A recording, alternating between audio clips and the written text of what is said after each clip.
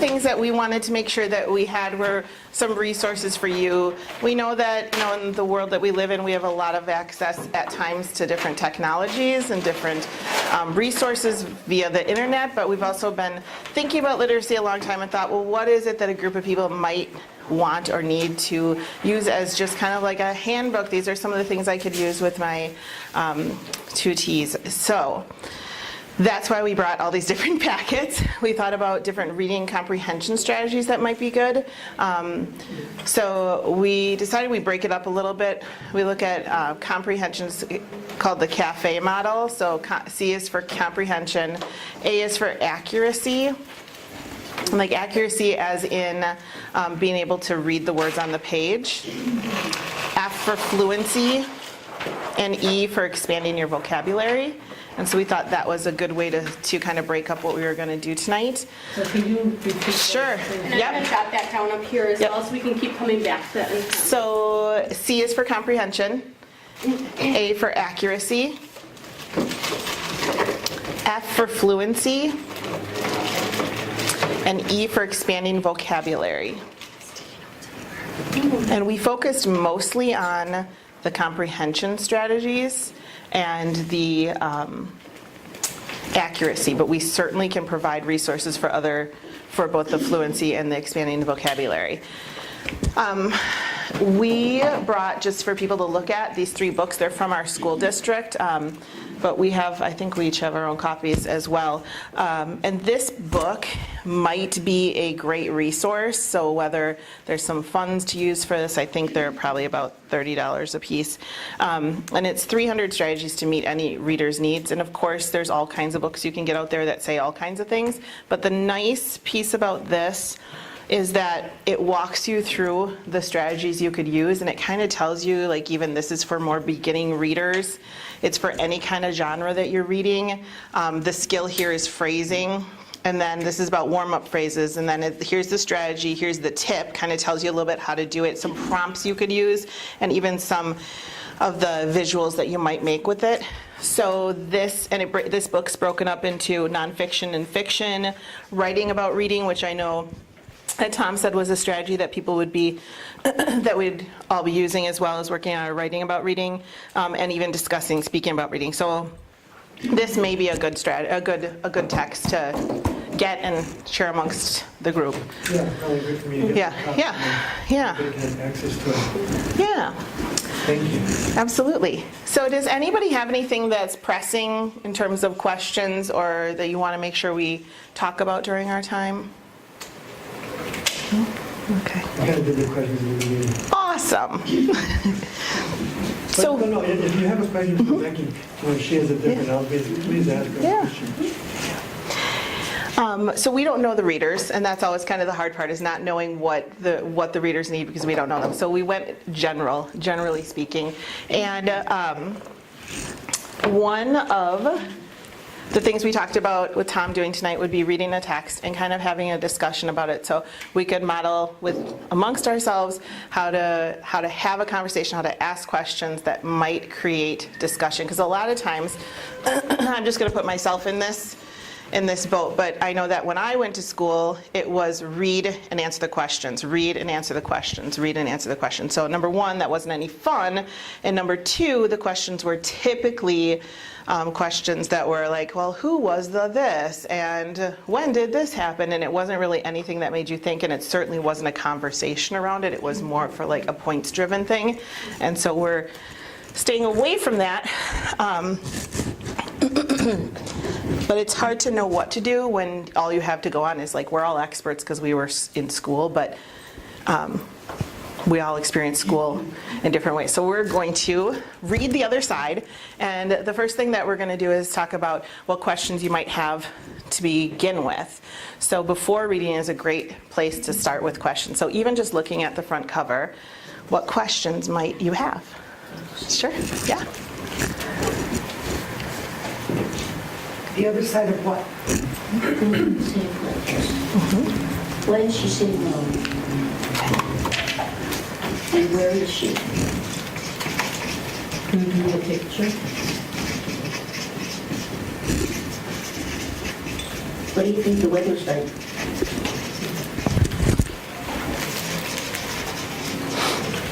Who's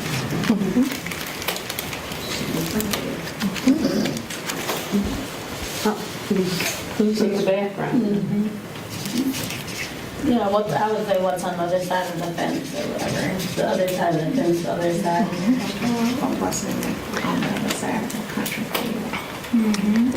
What does her expression on the face, her facial expression tell you, if anything?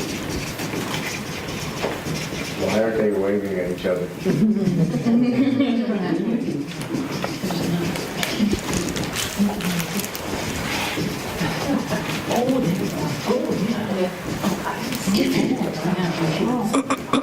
So you'll notice that we didn't throw any questions out there. So if we're thinking of us as the people leading the tutoring session, that we're really allowing for you to bring your ideas forward. It doesn't mean that we would just sit and stare at you until you said something, if you weren't going to say anything, if you were shy, if whatever it is, but just the opportunity for the thinking to be there, or even throwing them back and forth as kind of a back and forth. Yeah, and kind of a safe place, and like you said, not jumping in too often, as well as to provide judgment. So you could be like, oh yeah, it's a great question, but providing them to share ideas that are not judged right away. And I like to, and I know, to capture some of the thinking, because somebody can come back to it. So let's go back to the questions we had, and let's talk about that. Do we find that out, or why not, or what we predict could happen?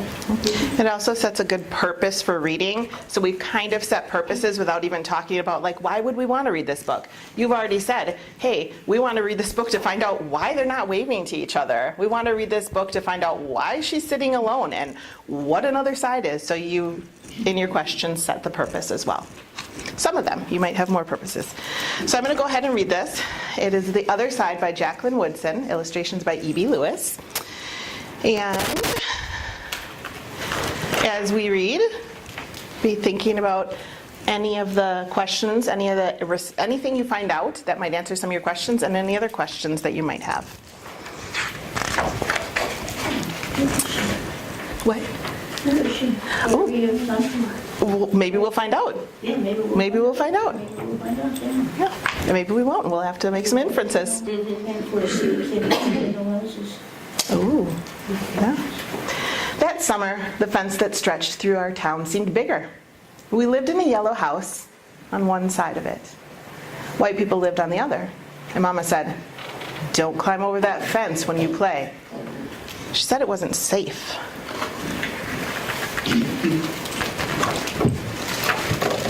That summer, there was a girl who wore a pink sweater. Each morning she climbed up on the fence and stared over at our side. Sometimes I stared back. She never sat on that fence with anybody. That girl didn't.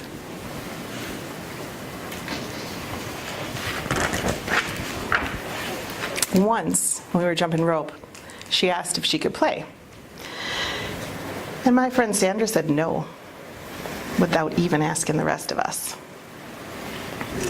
I don't know what I would have said. Maybe yes, maybe no.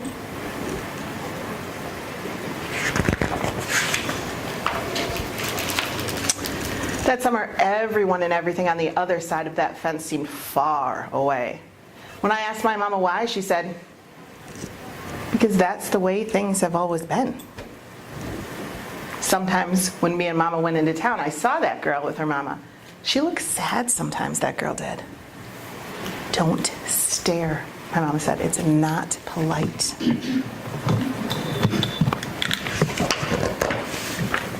It rained a lot that summer. On rainy days, that girl sat on the fence in a raincoat. She let herself get all wet and acted like she didn't even care.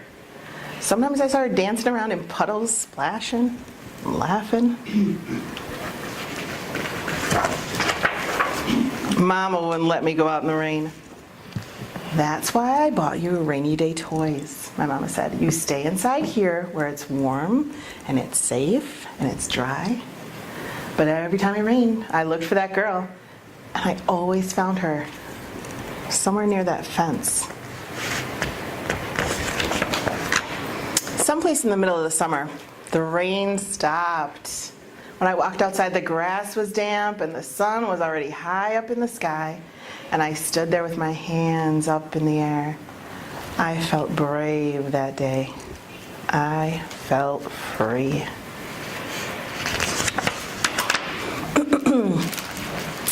I got close to the fence, and that girl asked my name. Clover, I said. My name's Annie. She said, Annie Paul. I live over yonder, she said, by where you see the laundry. That's my blouse hanging on the line. She smiled then. She had a pretty smile.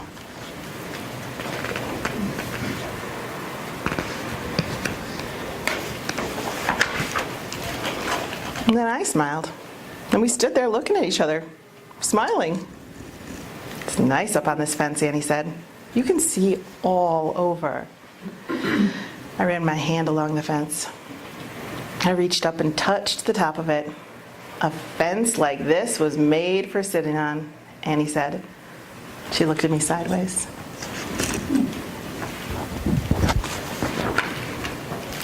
My mama says, I shouldn't go on the other side, I said. My mama says the same thing, but she never said nothing about sitting on it. Neither did mine, I say. That summer, me and Annie sat together on that fence. And when Sandra and them looked at me funny, I just made believe that I didn't care.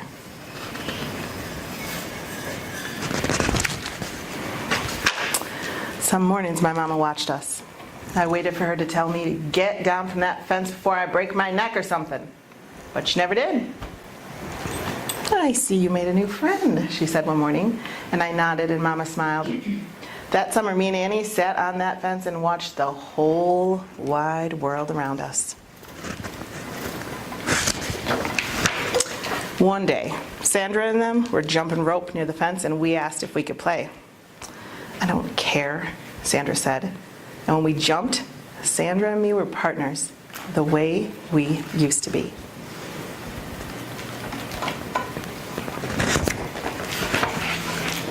When we were too tired to jump anymore, we sat up on that fence, all of us, in a long line.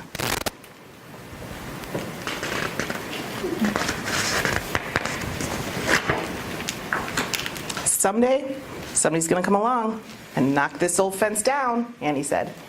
And I nodded. Yeah, I said, someday.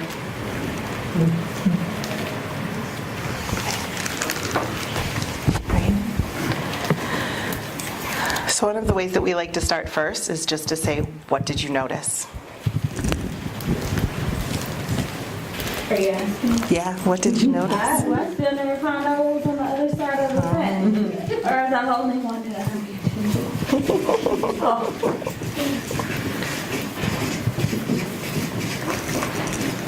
More about Becky's mother.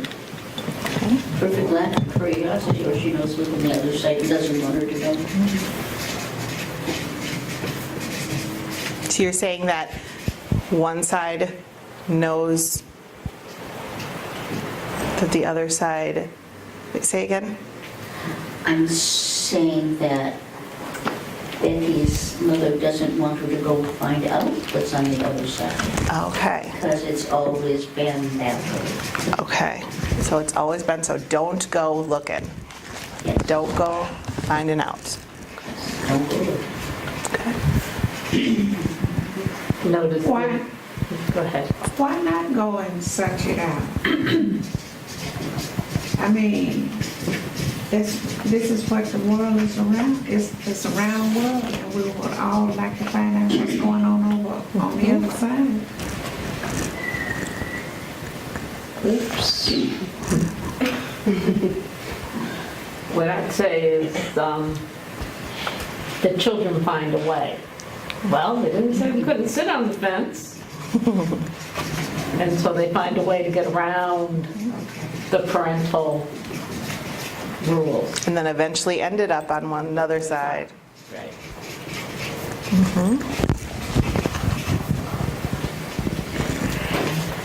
Anything else you noticed right off the bat? Well, the other thing was that when, was it Clover's Clover. mother, saw her interacting with the other little girl, she didn't forbid it. And you don't know about the other mother, but presumably the other mother must have seen too. But you don't know. What I noticed is when was in both clothes, was that Both clothes, no? how she used the word safe. All the explanation was the word safe. And it was used more often. But that's, yeah, I just noticed that word safe was emphasized in the mom so often.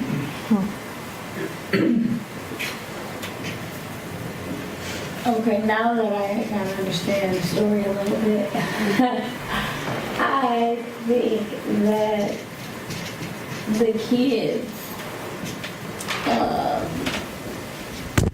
they observed one another. They ended up feeling comfortable by just like looking at each other and then talking. When, normally you get up and like, hi, you introduce yourself right away versus how they did. That's something that I noticed. And that kind of put the story together for me, giving more explanation.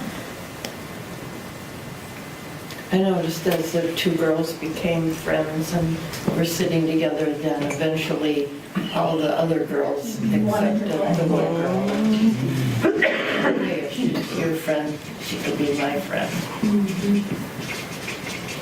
Yeah, I noticed that they copied some behaviors, like one part of it was the girl with that would splash in the puddles. And it looked like she didn't care at all.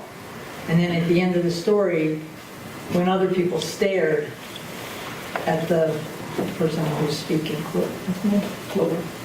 Clover Annie. Clover, she said, and I just pretended I didn't care. That was the way. So why do you think that the author decided to have it be a no discussion? It just happened. All of a sudden they were all playing together instead of an argument there or a no, this isn't going to happen. Why do you think the author chose to do that? To show friendship has no color. And that's how kids are.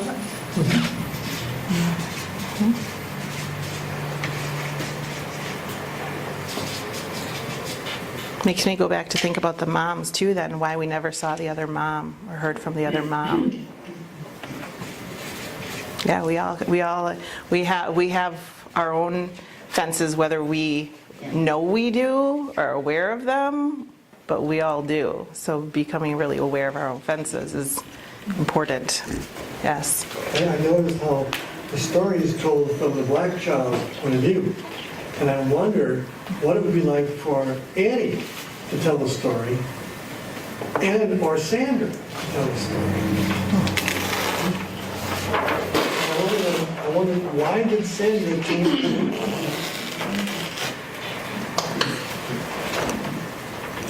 They're great questions. What do you guys think? I think the story would have been more, well, not more, but it would have, not confrontational, I can't think of the word, but it wouldn't have been as soft from the Caucasian mother's point of view. Not, I don't know, I'm just going up there. I think it really stood out that it was the black child's point of view because everything's written from the white person's point of view. And this was like a real glimpse into the world on the other side of the fence for a lot of people who read that. And I think the author was probably, just giving voice to another, person's perspective.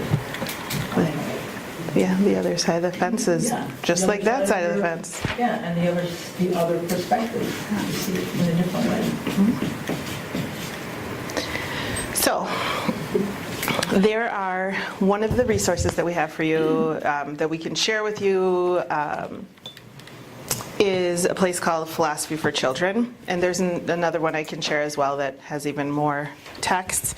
But what it does is it gives you a synopsis of the text, but it also gives you questions you can ask. So you all came up with beautiful questions to the point where I wasn't going to ask these questions because they weren't necessary. But that doesn't mean that I'm not in a one-on-one situation or a 3-to-1 situation where I'm not thinking, oh, I really wish I had something, I'm not quite sure what I want to ask. And so Philosophy for Children is a good place to go for that. They ask the questions, what you brought to the table for questions, and then what was talked about here in terms of questions. Those are all really thick, deep questions that don't have what are the names of the kids? Those would be surface level, or they call thin questions versus thick questions. And so you brought that to the table. But if you're thinking, how might I go about talking about text, that's a good place. And I'm sure Tom will share that with you, but I also can, and I'll share another site for him. And so you can choose books straight from there. It'll have lists of hundreds of books, and you can pick the other side, and it'll give you questions and supports for being able to have a richer conversation, because having discussion about text is one very important way to build comprehension about text. And even just when you were saying, like, wait, now I get it, now that we're having this conversation, being able to say to whoever you're talking to, like, I don't get that part, this is confusing, this isn't making sense, to be able to create a relationship like that with other people that you're working with so that they feel comfortable to even be saying that. So it's okay to start any kind of conversation about a text with what's going on, what's happening, so that it's just about what's happening in the text. The very literal, like, all right, there are 2 girls. There's a fence involved. They're told they can't go on the other side. There's some girls who are playing on one side and they don't allow the other to play. So you can have that conversation to just get the ideas out there before you have a deeper conversation, but you can also try doing the deeper conversation first. And if that doesn't go anywhere, to go backwards a little bit to maybe talk about it. And I would say let your tutor kind of run that. They will kind of show you naturally where they are based on the answers that they're giving. And based on kind of what they're saying and where your tutor is going, Becky threw in another question to deepen our conversation or to shift a little bit about why did the author do the point of view, which then we shifted our conversation to even deeper thoughts and connections. So that is another thing that you can do, is pose some questions at very purposeful points, but not too quickly, as we had shared. And as you develop, go ahead. No, you can finish, and then no. I say, when I think about these reading experiences and the cafe, like we talked about, there's a lot here. We focus a lot on the comprehension.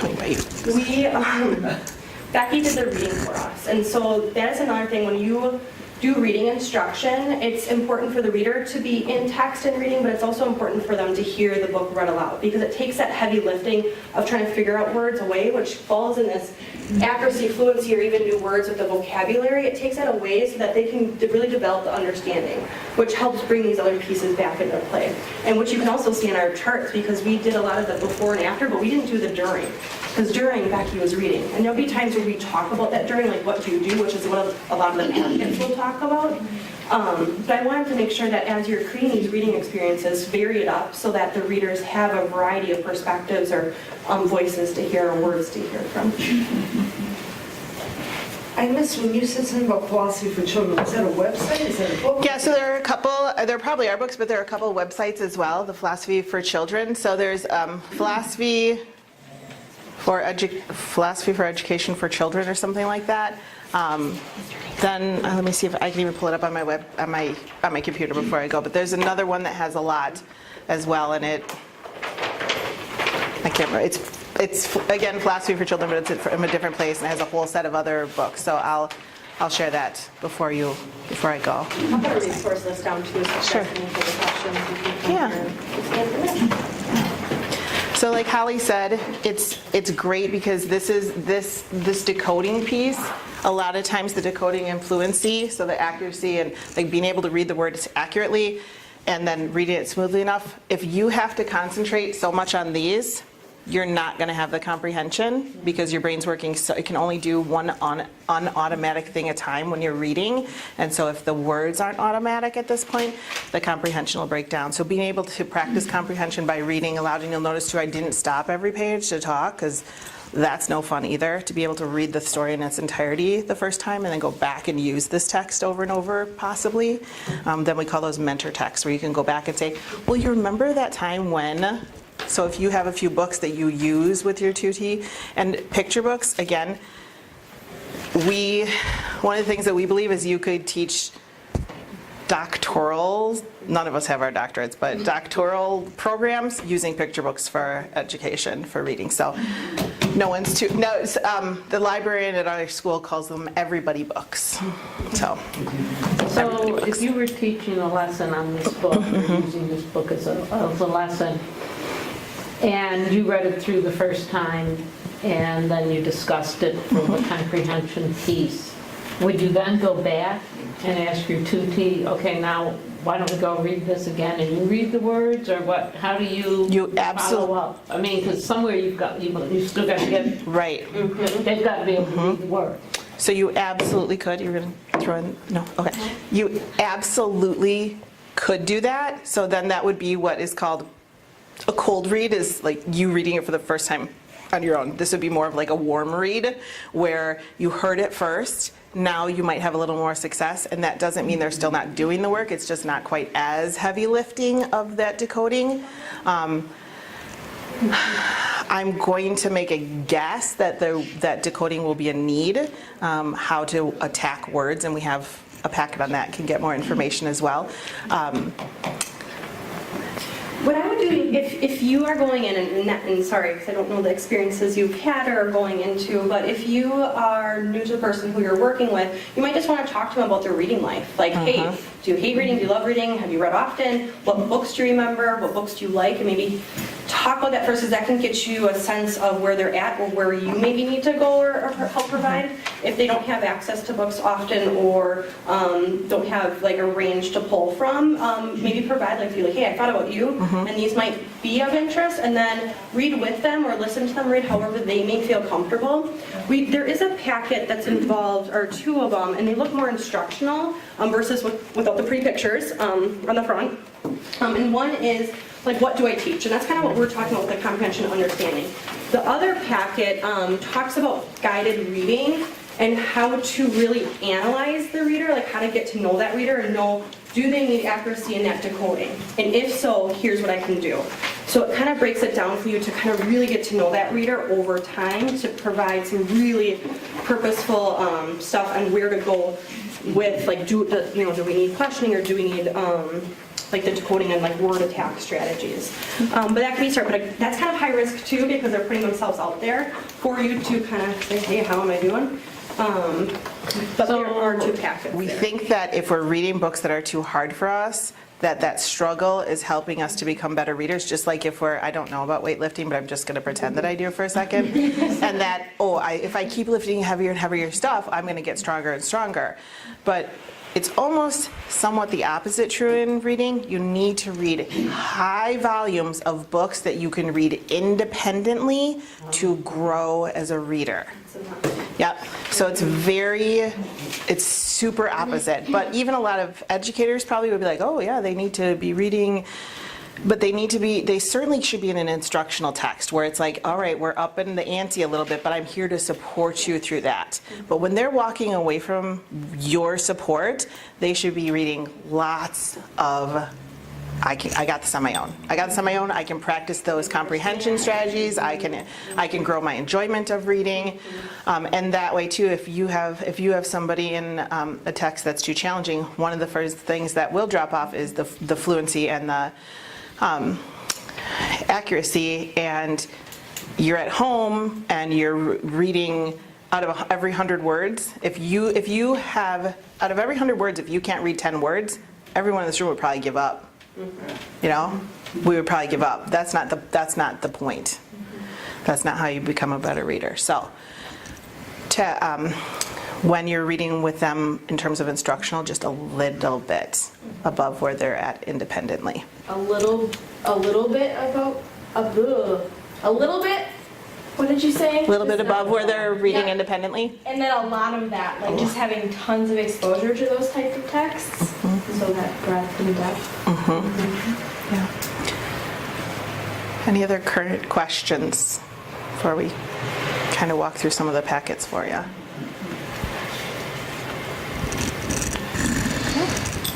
All right, do we have a stack? We're going to share, if that's okay. So we just want to orient you to these a little bit, because the reason why we brought so many is we were thinking about, all right, some of you may be teachers now, you may be retired teachers, you might be teachers in it, you might have taken education courses, you maybe never have, I don't know.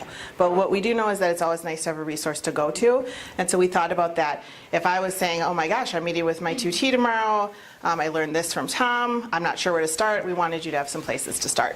It doesn't mean that you then wouldn't want to go investigate or look into the books or go online or even Pinterest it up, but this would be a good place. So, do you want to start? These two, Go for and it. we can go into those. Like I said, there's more like informational type of looking ones with all those pretty pictures on the front.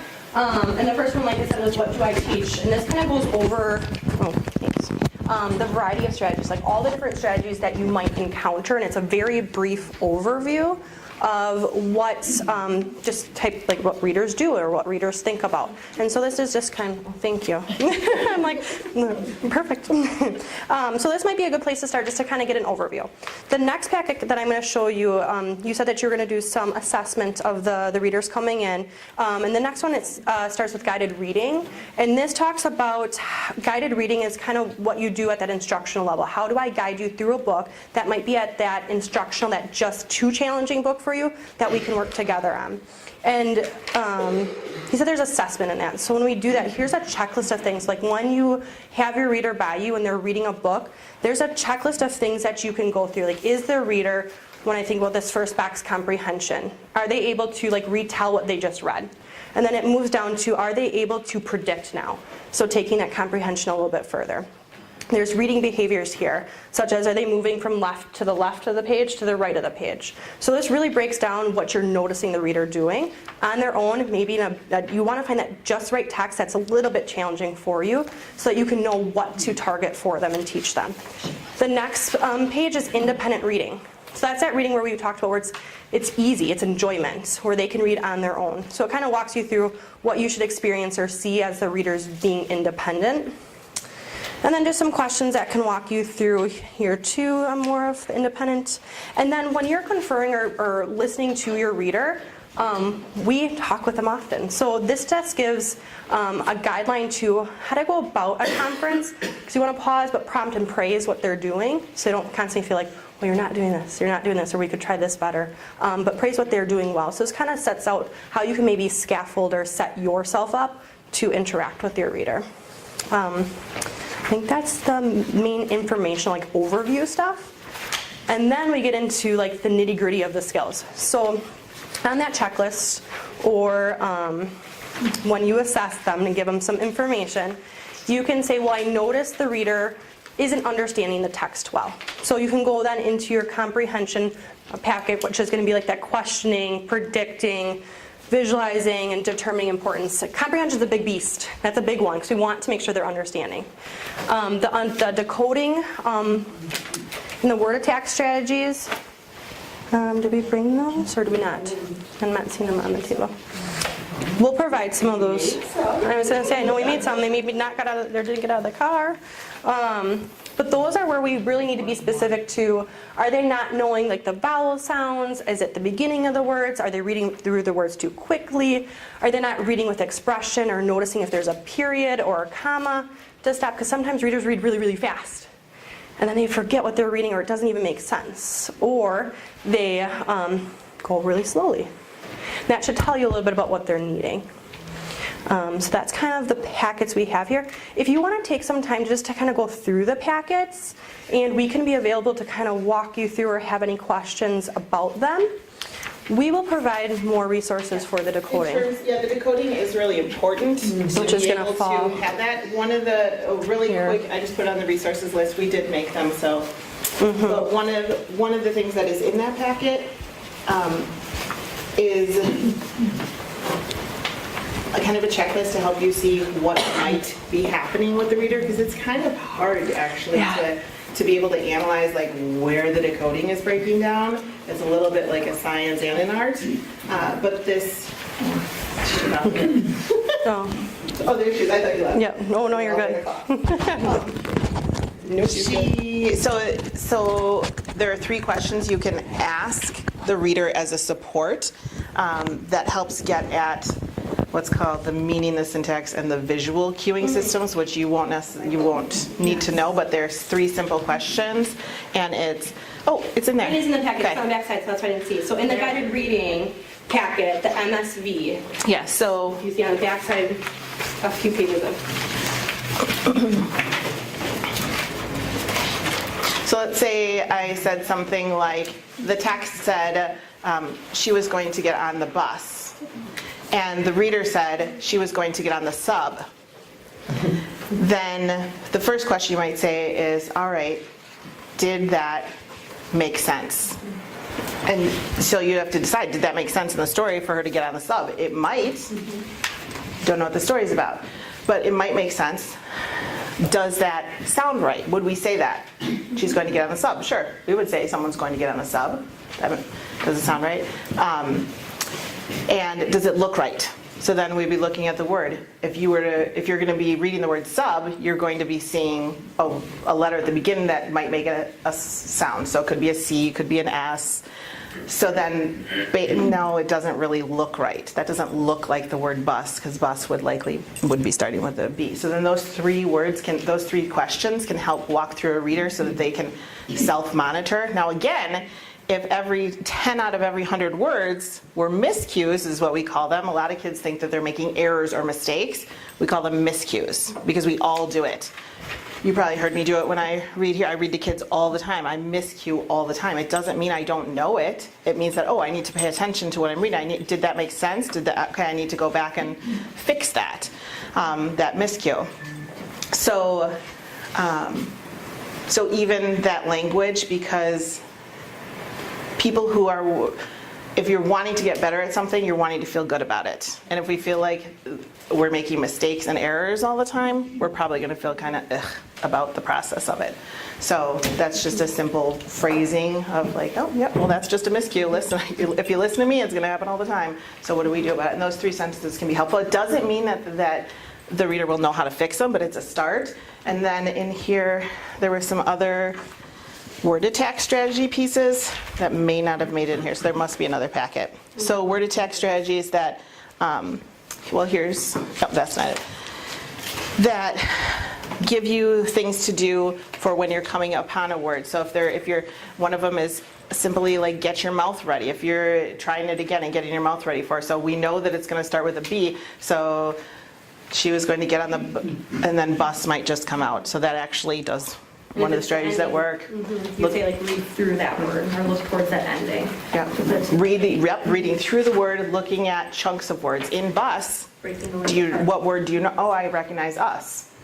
And obviously I'm using an example that works easily with my examples, but again, those are just different, and we'll provide that word somewhere. And when I think about the relationship you have with your reader over time, when you build trust and they're starting to gain that confidence, you might want to pull out the assessment you do or talk about those so they become more aware of what they're doing. And so, because I always take notes, like I said I was doing up there, and I always say, I will show this to you, and we'll talk about it together, because that helps them notice what they're doing, not just like I'm the keeper of all your knowledge, like I'm the keeper of I know what you're going to do, so that they can become more aware and strategic themselves about what they are doing on their own then in their own books when they're without you. And so I think that's really purposeful too, because I know that's a piece that's always kind of puts me on the back shelf a little bit. That's with the work that we've done with humans, is that transparency is key, because when you're in any type of teaching position, it's almost a position of some authority, a little authority, a lot of authority, depending on how the person feels about it, but in that realm is just to make things as transparent as possible, so it feels more of a relationship and an equal partnership than it does feel like somebody's right and somebody has to learn something. When I went to school and was learning to read, it was all about phonics. Yeah. And it was all about the letter sounds and all that. And I mean, I've always found that in most cases, very easy then the skills to attack words that I don't know. I mean, obviously, there's all sorts of weird things in English. The English language is a tricky one. But, the basic phonics can get you pretty far. I know at some point in time, phonics got thrown out.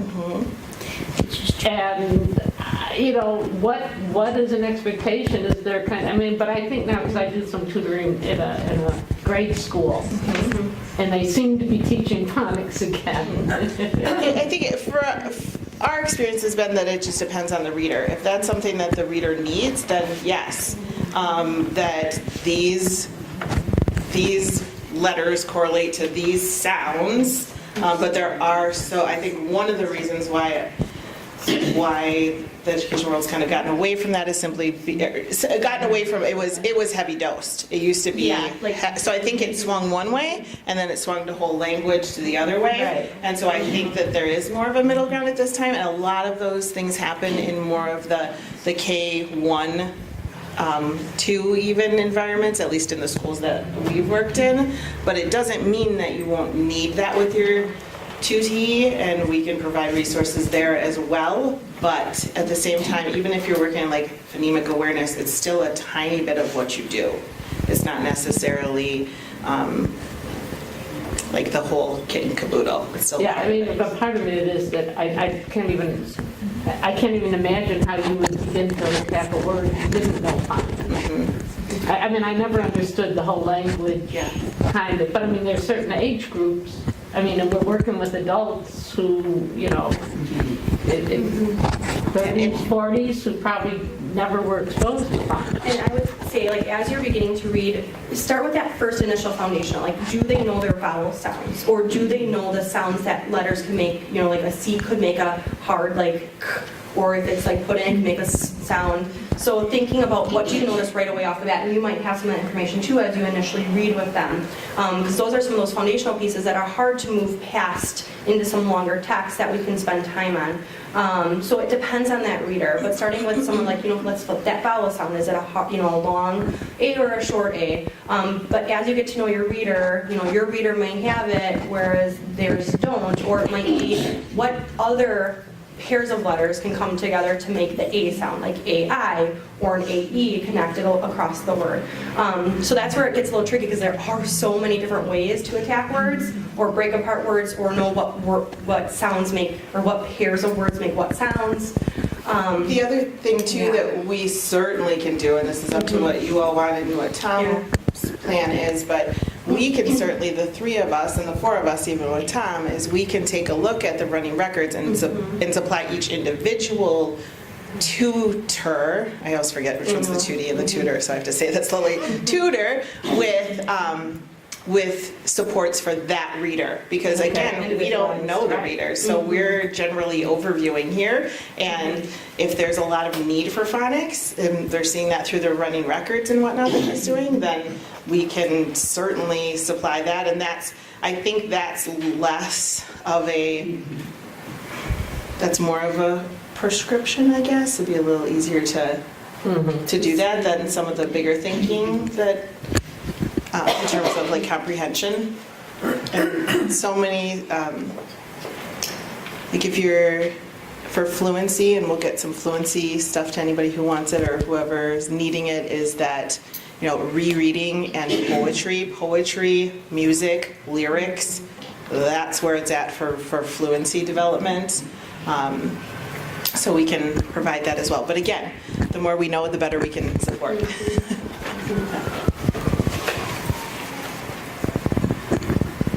So I guess another thing, and this is just helping me understand, is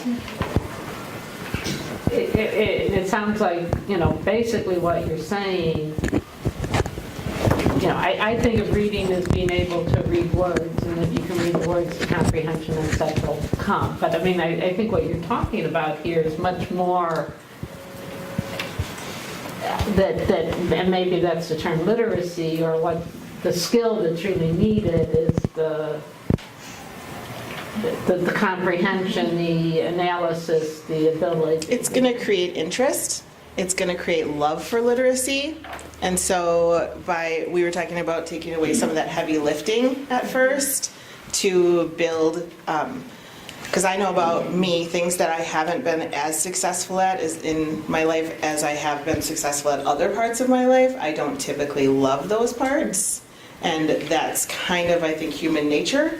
And so I would say, if I was in this role, one of the first things I'd want to try really hard to accomplish is just an interest. Like, this can be enjoyable. We can have like interesting conversations. We can find text that you like. We can listen to text and consider it reading. We can find audiobooks and that you can listen to. I mean, the whole audiobooks being cheating is not at all a thing. Their audiobooks are a beautiful option. So not for necessary decoding skills, except it can be if you're audiobooking and following along with your eyes, then that can be as well. So I would start with the enjoyment of it all and then move into those specific pieces. But yes, also because most schools haven't spent as much time on the thinking part of it, and that reading is actually, it's thinking, it's interpreting this world of ours. And knowing that comprehension is a big strategy to rely on too, like, is that making sense? Like what the pictures are showing with what I'm reading. And so reading words could be tricky or reading words could be easy, but if you're not thinking about what you're reading, then what's the point, what's the purpose? Then they just become words. And so I think that comprehension piece is always kind of around. It's just how much emphasis you put on it to help those other areas out. But another thing too, like for that decoding is not being shy about, like, okay, here are all the words that we stopped on. Can we find that pattern? And knowing, like, if you get stuck or if there's a tricky word or that expanding vocabulary, a new word to your brain, let's jot that down and then let's take a look. Do we notice any patterns? Is it all those A words? Is it words that start with a certain letter or blend of letters? Is it compound words?